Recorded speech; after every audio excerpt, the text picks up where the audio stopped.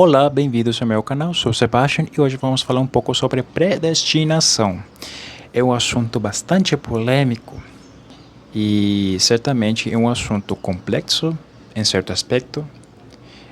Há muito para se falar, mas o que eu quero compartilhar hoje com vocês é basicamente um conteúdo breve, por assim dizer, talvez fique extenso, não sei.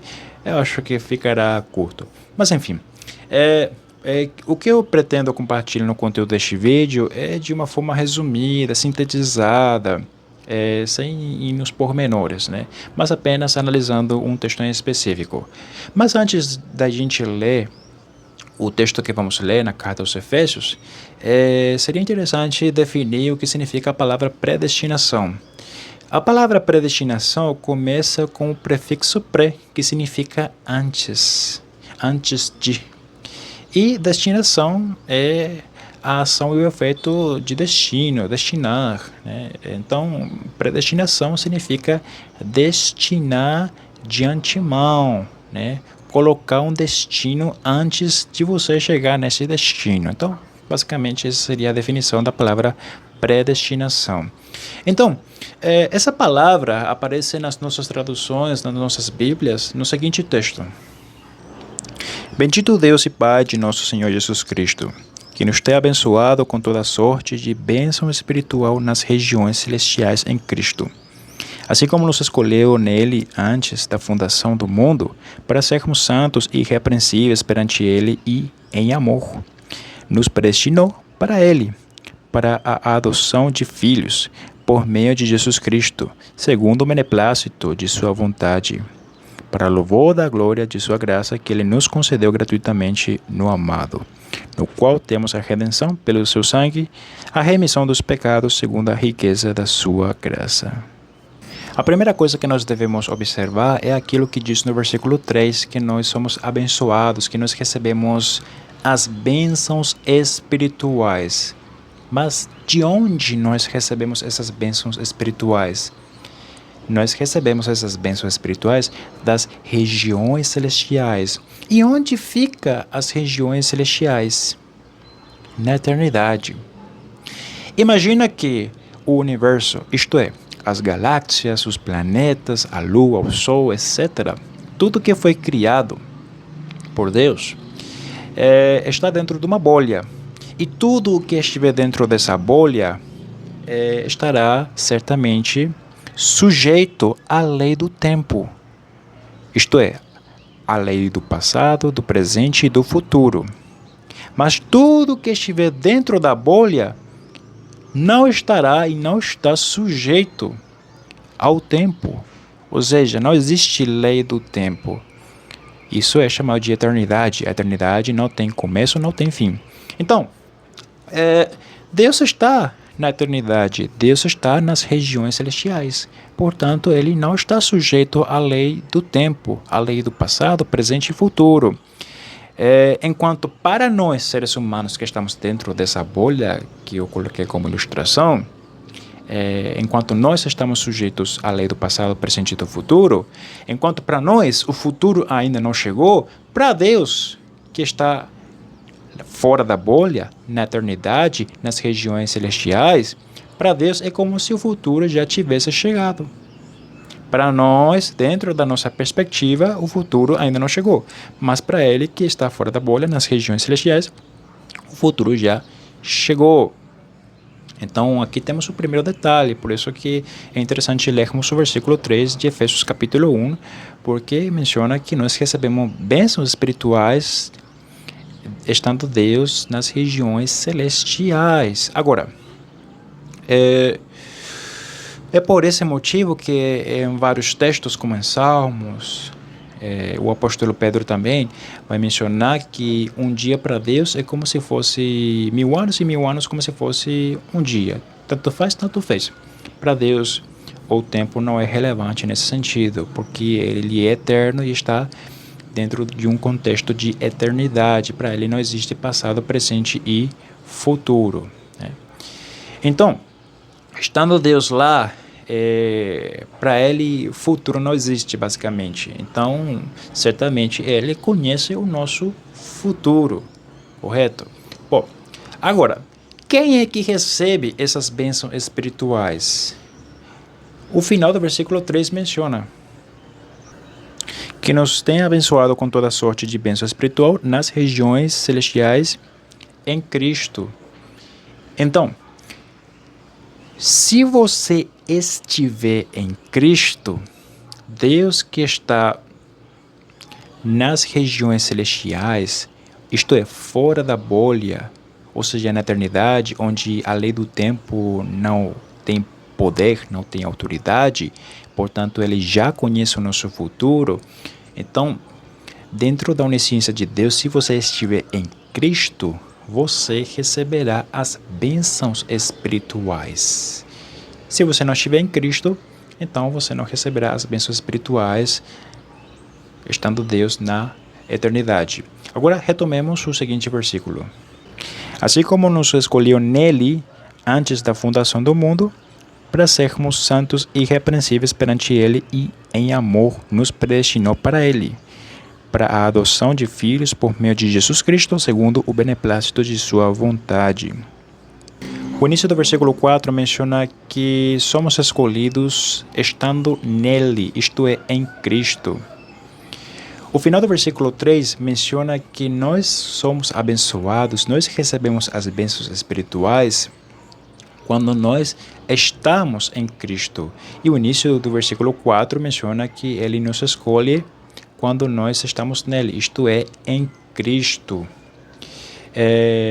E o texto logo menciona no versículo 4 que isso aconteceu antes da fundação do mundo. Será que Deus, de forma arbitrária, nos escolheu antes da fundação do mundo? Antes de ter criado o universo? Antes de ter criado a bolha que opera a lei do tempo, do passado, presente e futuro? Então, lembre-se, o versículo 3 menciona que, estando Deus nas regiões celestiais, isto é, na eternidade, ele nos abençoou. E a região celestial, ou as regiões celestiais, fica fora da bolha da lei do tempo. Então, a lei do tempo não exerce autoridade para ele lá. Para ele não existe passado, presente e futuro. Ou talvez, no máximo, podemos dizer que só presente em certo aspecto. Então, para ele, o futuro não existe. Para nós o futuro não chegou, mas para ele é como se o futuro já tivesse chegado, porque a lei do tempo não existe na eternidade, nas regiões celestiais. Então, Deus já nos conhece, inclusive ele nos conhece melhor do que nós mesmos. Então, baseado nesse conhecimento, Deus nos escolhe, mas ele nos escolheu por quê? Porque na onisciência dele, ele sabe de que nós temos permanecido em Cristo, nele, em Jesus. E por isso Deus nos escolhe. Agora, vou colocar a seguinte ilustração para que você entenda melhor essa questão. Imagina que você ganhou um passeio. Nós estamos aqui no Brasil. E então, imagina que você ganhou um passeio para a Argentina, para Buenos Aires, a capital. Mas há algumas condições. Basicamente, a condição é que você viaje de ônibus. Então, a passagem está paga, a hospedagem está paga, os alimentos, as refeições, os passeios que vocês vão ter no Buenos Aires, está tudo pago. A única condição é que você chegue lá por meio de um ônibus em específico. Então, se você entrar no ônibus que vai para Buenos Aires, você automaticamente se torna um passageiro. Quem estiver dentro do ônibus é passageiro. Quem não estiver dentro do ônibus não é passageiro. Semelhantemente, quem estiver em Cristo é cristão. Quem não estiver em Cristo não é cristão. Então, perceba já do início as comparações. Bom, mas beleza, você entrou no ônibus, está viajando, está indo em direção a Buenos Aires. Você é um passageiro enquanto estiver no ônibus, mas você apenas será um turista uma vez que você chegar no destino. Lembre-se, Você entrou no ônibus e a partir daí para frente você se tornou um passageiro, mas somente se tornará um turista se você chegar no destino.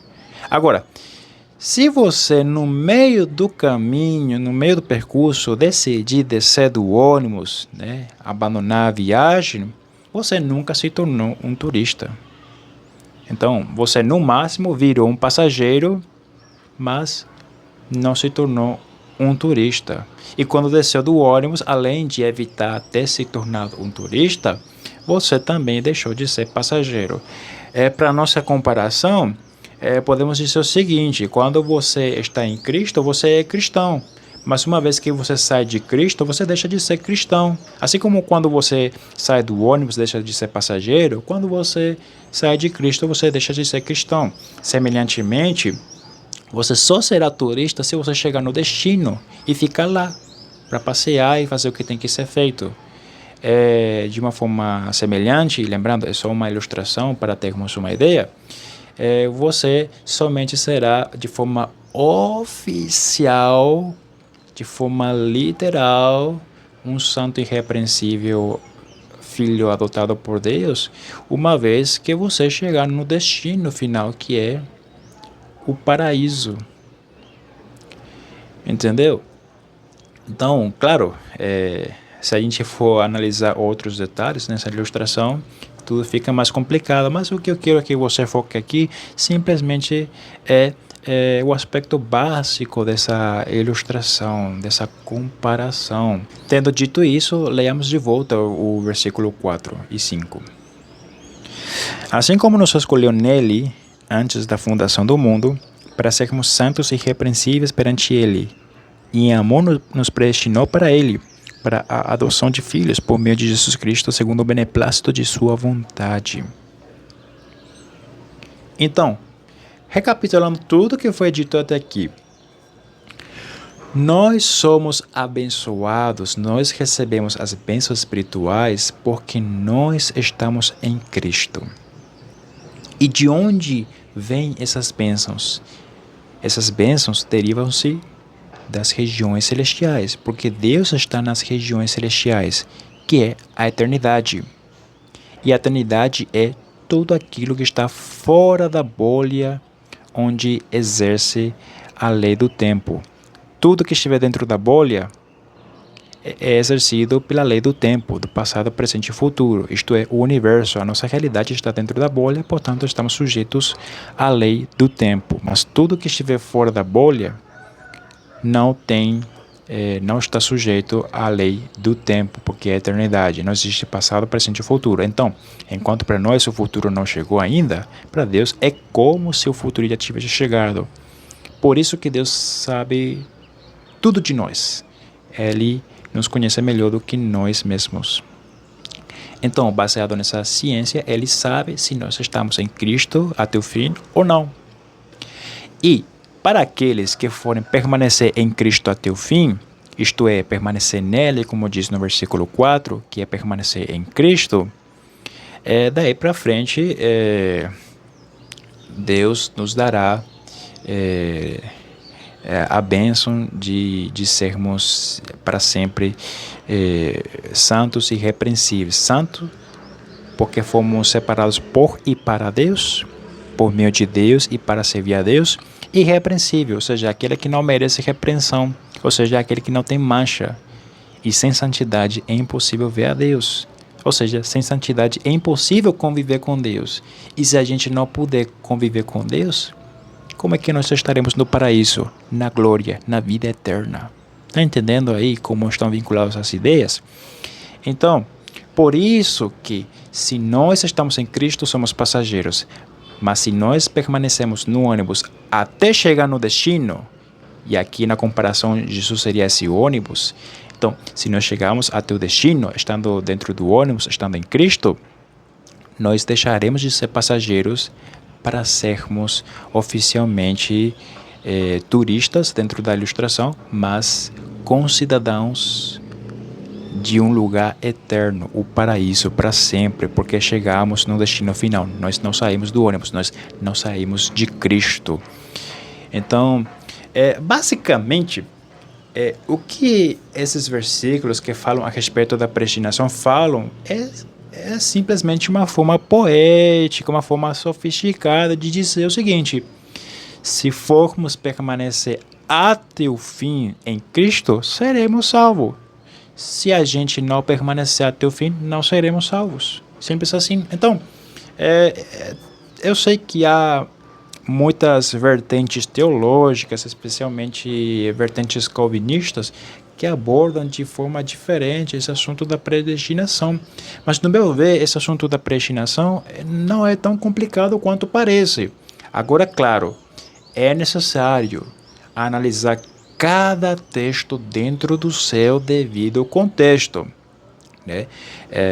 Porque tem muitos versículos que são usados pelos calvinistas e aí eles vão usar isso para argumentar seus pontos de vista, suas posições, suas percepções, né?